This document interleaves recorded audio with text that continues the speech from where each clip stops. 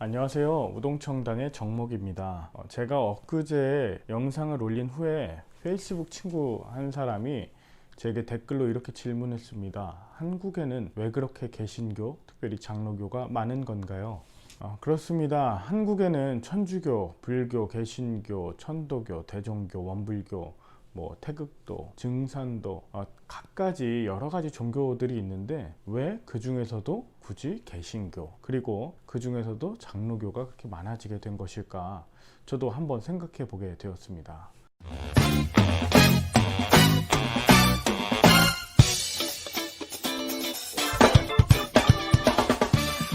조사를 해보니 우리나라 국민의 총 43%가 종교를 가지고 있다고 합니다.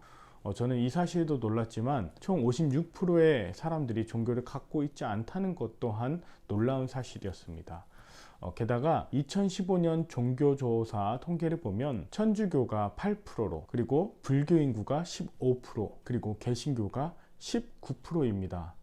그리고 여러분, 967만 명 안에는 신천지, 하나님의 교회, 안식교, 여호와의 증인, 구원파 이런 모든 이단들까지도 다 포함되어 있습니다. 게다가 최근 5년 사이에 개신교인들이 계속해서 줄어들고 있고 천주교인들은 계속 늘어나고 있는 추세입니다. 그러니 실제적으로 개신교인들의 숫자, 그리고 그 안에 장로교인들의 숫자는 더 적다고 이야기할 수 있겠죠.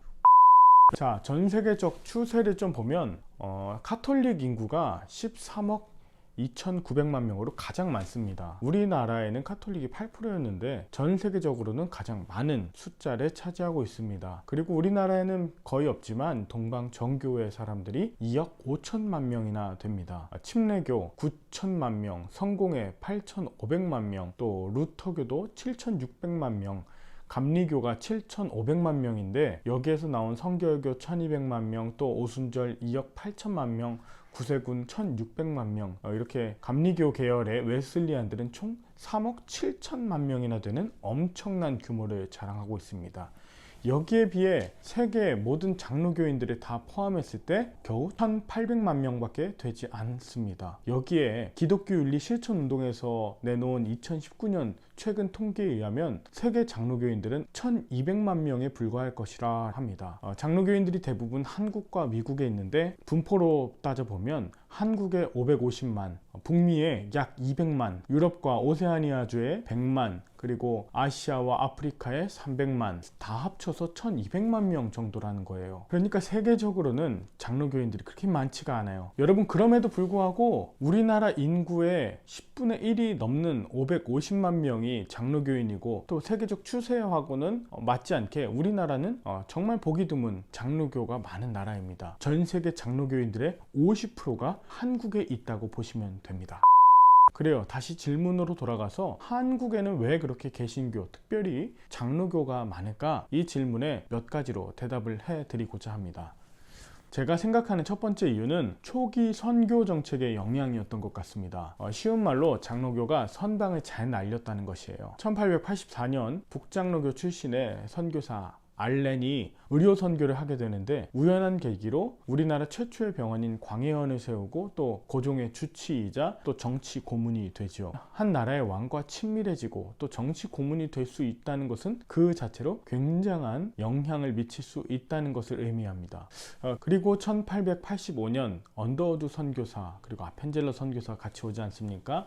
직후에 남장로교, 그리고 호주 장로교, 캐나다 장로교, 이 4대 장로교가 비슷한 시기에 와서 선교를 하다 보니 장로교 선교에 박차를 가할 수 있었습니다. 그리고 지난 시간에도 잠시 다뤘는데 예양협정이라는 것을 1893년에 맺어서 서로가 선교하면서 분쟁 날 수 있는 것을 질서 있게 나누어 선교를 진행했다는 점과 이후 장로교와 감리교 사이에서도 선교 관련 협정을 맺어 초기 선교 사역에서 연합 그리고 질서로 장로교의 입지를 굳혔다고 저는 생각합니다. 참고로 타 교단들의 배려 또한 있었는데 일례로 세계적으로 교세가 큰 루터교, 이분들은 6.25 전쟁 이후에 한국에 선교하려고 하다가 이렇게 처음 들어와서 열심히 사역하고 있는 장로교 보면서 여기 정말 필요한 것은 교회를 세우는 일이 아니라 방송과 문서 사역이구나 라고 해서 교회를 세우는 일보다 방송과 문서 사역에 주력하게 됩니다. 그래서 우리나라에는 통틀어서 50개의 루터 교회 그리고 4,000명 정도의 신자가 있을 뿐입니다. 뭐 가진 자의 여유라고도 할 수 있겠죠.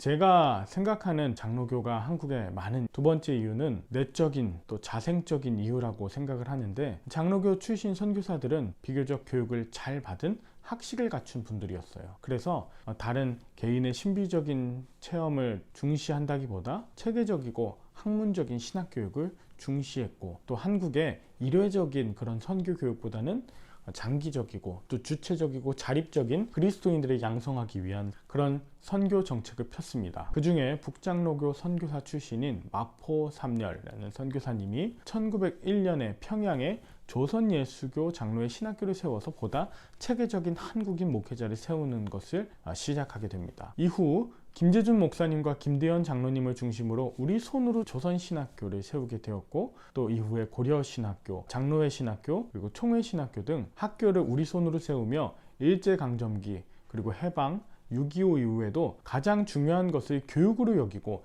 자생적인 신학교육이 계속되게 되었던 것이죠. 자, 자주적이고 주체적인 교육을 통해 인재를 길러내는 것을 전문적인 언어로 네비어스 선교정책이라고 하는데, 장로교가 이런 자전, 자립, 그리고 자치적인 선교정책을 잘 펼쳤다고 저는 생각합니다. 한편 감리교는 장로교와는 달리 중앙집권적이고 서구 기독교 문명을 고수한 정책들 때문에 비교적 수적인 강세에서 점점 밀리게 되었습니다. 그 한 예로 1903년에 원산 부흥운동이라고 하는 것이 감리교 하디 선교사를 주도로 일어났지만, 이후에 1907년 평양에서 일어난 대부흥은 장로교에서 시작되었고, 이 평양운동의 주역인 길선주 장로가 바로 1907년 평양신학교를 1회로 졸업한 7명 중에 한 명이었어요. 이렇게 주체적인 교회와 자주적인 교인들의 훈련을 통해 감리교와 장로교는 점점 차이가 나기 시작해서 1910년 기준으로 장로교인과 감리교인 숫자가 2배 이상 차이가 나게 되었다고 합니다. 제가 생각해본 세 번째 이유는 해방 이후의 정치적인 것에서 찾아볼 수가 있습니다.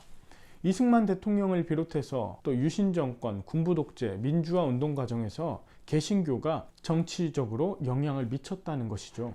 제가 있던 하와이에도 이승만 대통령이 세운 교회가 있었는데, 초대 대통령이 나라를 세우면서 어떤 마인드를 갖고 있는가 굉장히 중요하죠. 미국 그리고 개신교적 마인드를 가졌다는 것, 그 자체적으로 굉장히 영향을 주었다. 게다가 박정희 정권 때에도 영생교 교주인 최태민이 목사 노릇을 하면서 구국기도회를 진행했었습니다. 거기에 주류교단 목사들이 참여했었어요. 그리고 미국에서 하는 것처럼 정치인들과 시작하게 된 국가조찬기도회가 권력자들에게 기독교적 정치적 영향을 미쳤고, 해방 이후에도 평안남도와 함경도에 있던 장로교인들이 대거 월남한 것 또한 개신교, 특별히 장로교인들이 급증한 또 하나의 이유로 생각됩니다. 이렇게 대거로 월남한 사람들이 세운 교회가 영락교회, 경동교회 등이 있습니다.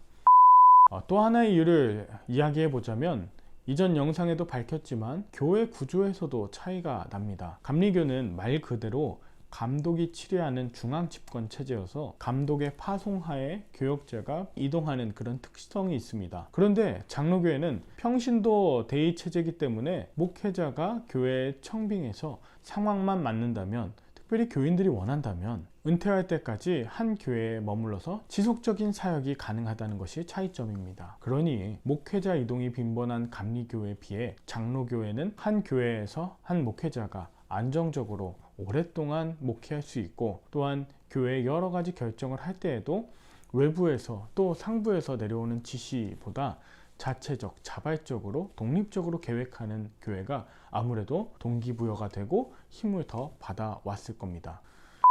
이렇게 한국에서 개신교, 특별히 장로교가 많아지게 된 이유에 대해서 생각해 보게 되었는데, 정말 중요한 것은 교세가 아닙니다. 요즘 한국교회가 죽는다고 하는데, 한국교회가 죽는다는 것은 한국교회 70%를 차지하는 장로교회가 죽고 있다는 거예요. 한국교회가 살려면 한국의 장로교회가 살아야 되고, 한국의 장로교회가 살아야 세계의 장로교가 살게 됩니다. 그런데 최근에 있는 한국교회, 특별히 장로교단들을 보면 거의 다 죽은 듯해 보입니다.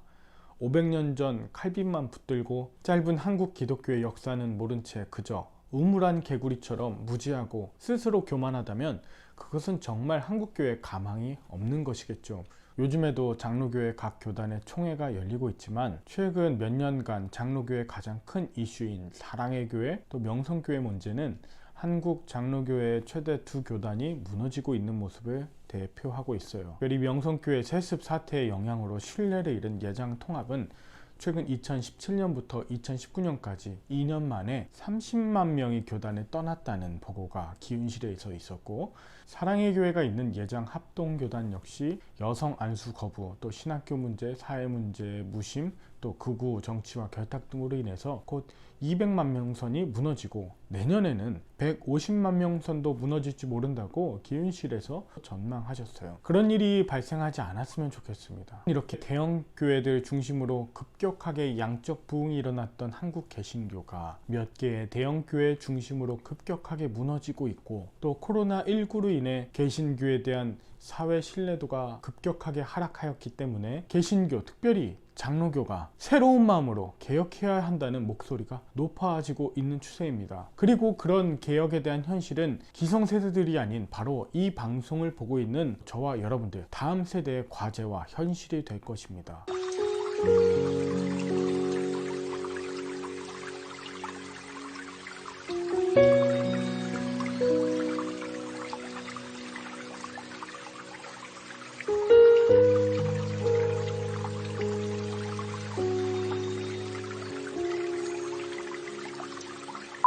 다음 시간에는 그리스도교 전체적인 연합에 대해서 함께 생각해 보려 합니다. 질문 있으시면 댓글로 남겨주세요. 다음 시간에 다시 뵙겠습니다. 안녕.